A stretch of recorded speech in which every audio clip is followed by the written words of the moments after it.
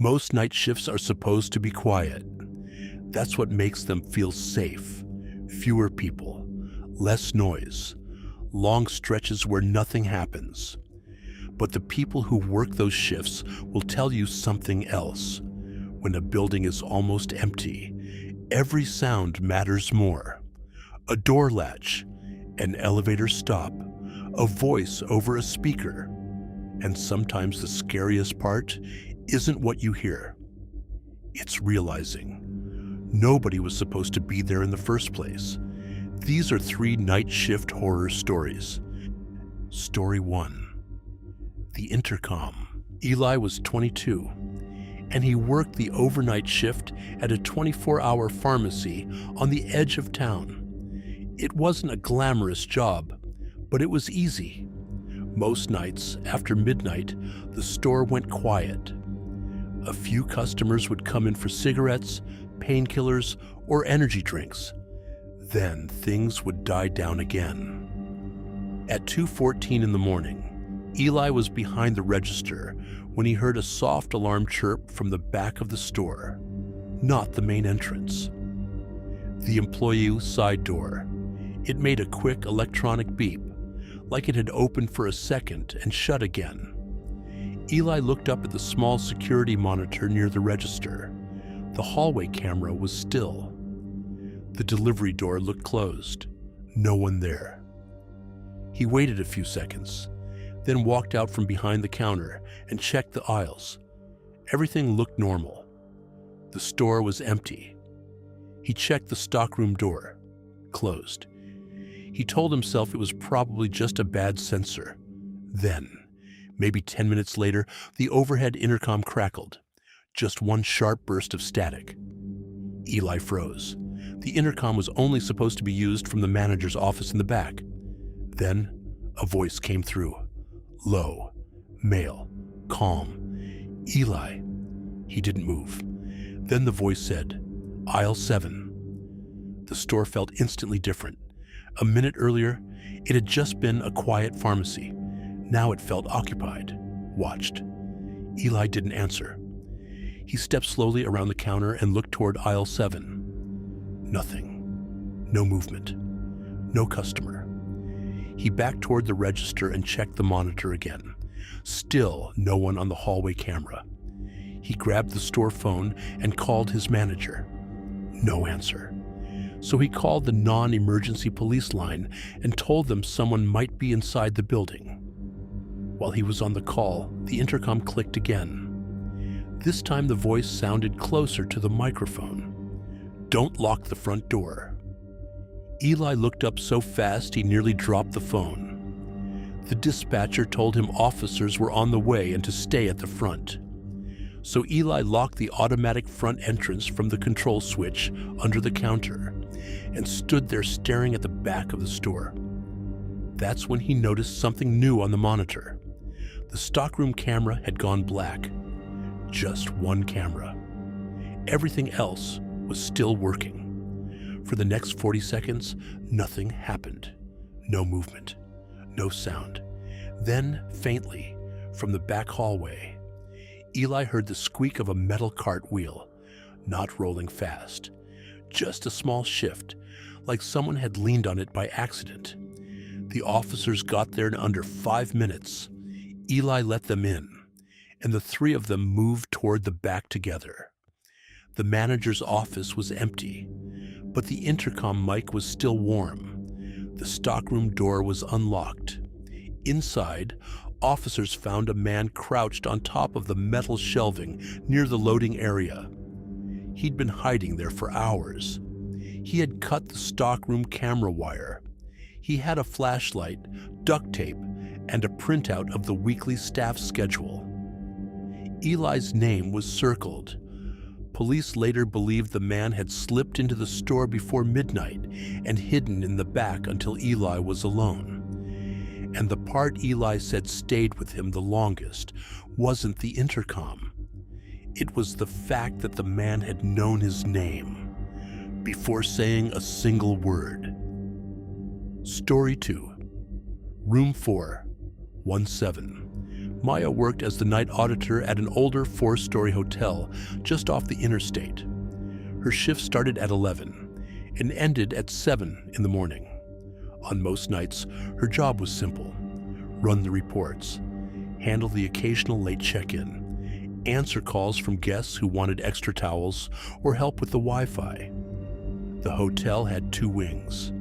The East Wing was active.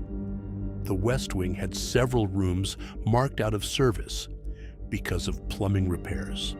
At around 1:38 a.m., the front desk phone rang. Maya answered with the usual greeting. At first, all she heard was breathing. Then a woman whispered, "I think someone is in my room." Maya straightened in her chair. She asked what room number she was calling from. The woman said, 417. Maya looked at the screen in front of her. Room 417 showed as vacant. Not just vacant, out of order. Maya told the caller, "There might be some mistake."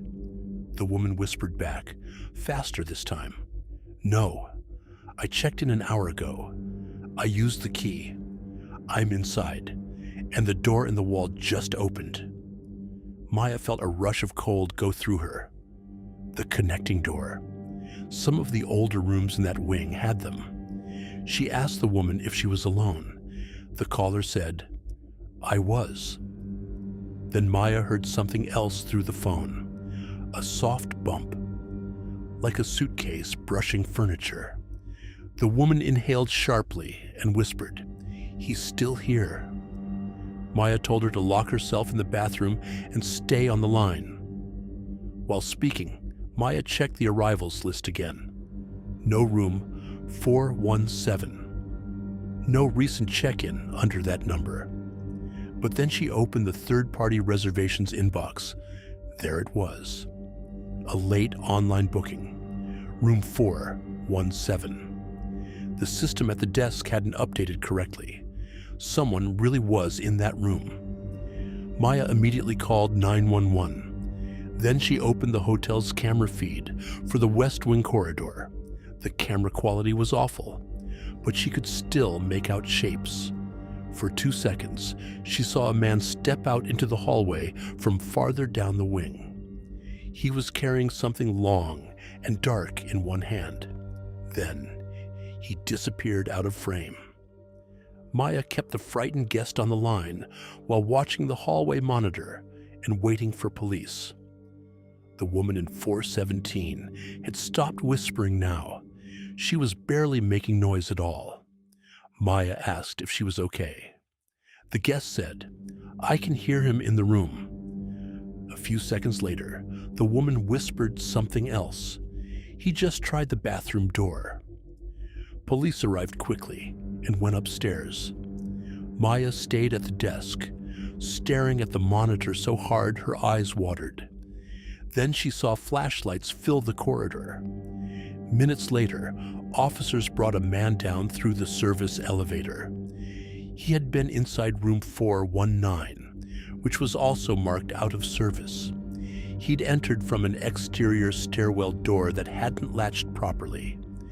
Inside 419, police found copied keycards, gloves, and a backpack with cash and electronics from previous hotel thefts.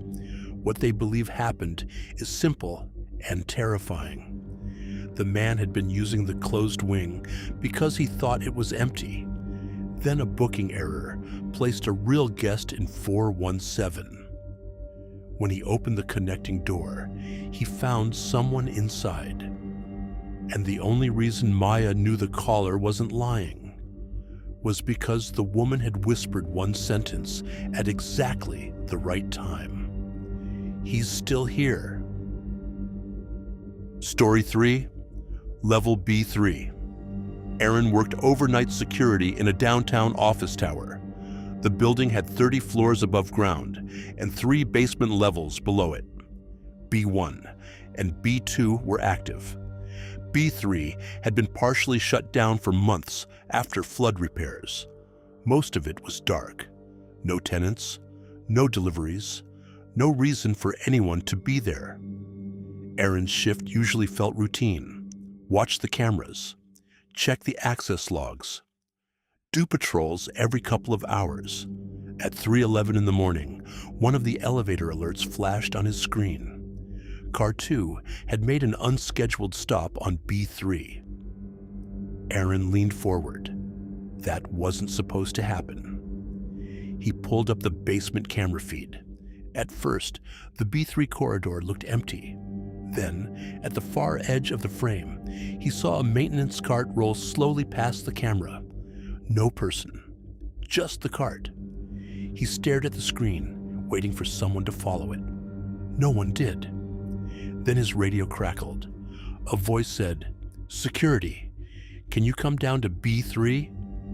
Aaron picked up the radio and asked who it was. The voice came back immediately. Maintenance. But there was no maintenance crew in the building that night. Aaron checked the log to make sure. No contractors signed in. No repair calls scheduled. He kept watching the cameras. On another B3 feed, he saw the same cart again. This time, a person was behind it. Reflective vest, baseball cap, head down. The figure pushed the cart across the frame and into a blind corner near the loading corridor. Aaron called the building engineer at home. The engineer answered groggily and confirmed nobody was supposed to be on B3, so Aaron called police. Then he used the building control panel to disable elevator access to the basement levels. He figured that would contain whoever it was. He was wrong. Less than a minute later, the stairwell alarm for B2 went off. Someone was moving up. Aaron switched camera feeds and saw the stairwell door to B2 crack open. The same person stepped out wearing the reflective vest. Still head down. Still moving calmly. Not running. Like they belonged there. Aaron stayed inside the locked security office and kept the radio low. Then it crackled again. This time the voice used his name. "Aaron, come check the loading hall." He felt his entire body go cold. His name wasn't on his uniform. The person had either seen it earlier or found it somewhere in the building. Police reached the tower within minutes and entered through the garage. The person in the vest tried to get back into the stairwell, but was stopped on B1. He turned out to be a former subcontractor who had once worked on the building's flood cleanup. He still had an old radio and knew the basement layout.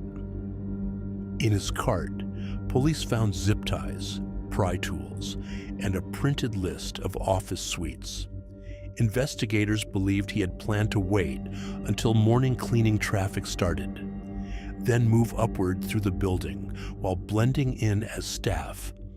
But what Aaron remembered most was the way the man had used the radio.